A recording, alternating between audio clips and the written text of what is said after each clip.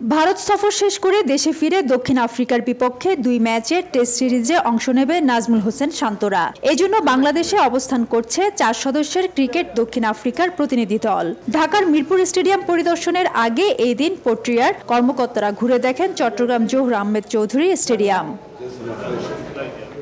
শাহ আমানত আন্তর্জাতিক বিমানবন্দরে পৌঁছে সরাসরি স্টেডিয়ামে আসে পর্যবেক্ষণ দল। সেখানে প্রায় 2 ঘন্টা অবস্থান করেন তারা। সিরিজ চলাকালীন দক্ষিণ আফ্রিকা দলের অনুশীলনের সুযোগ সুবিধা দেখতে স্টেডিয়ামের ইনডোর থেকে শুরু করে ক্রিকেট কমপ্লেক্স, ড্রেসিং রুম সহ গ্যালারির বিভিন্ন অংশ ঘুরে দেখেন তারা। এই সময় প্রতিনিধি দল নিরাপত্তা নিয়ে প্রশ্ন করলেও সিরিজের আয়োজনে কোনো সংশয় নেই বলে জানিয়েছে বিসিবি।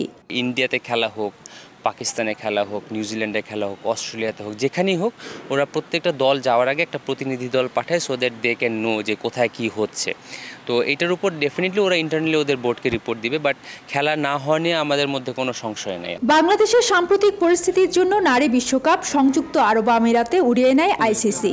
দক্ষিণ আফ্রিকা সিরিজ নিয়ে তাই বিভিন্ন মহলে ছিল ফিসফাস। তবে বিসিবি পরিষ্কার করেছেন নিজেদের অবস্থান। পোর্ট্রিয়া প্রতিনিধি দলের এই সফর কেবলই রুটিন ওয়ার্ক, এর পেছনে অন্য কোনো কারণ নেই বলে জানিয়েছেন ক্রিকেট অপারেশনস ম্যানেজার। কোনো দেশে সফর করে আসার আগে তারা একটা প্রতিনিধি দল পাঠায়।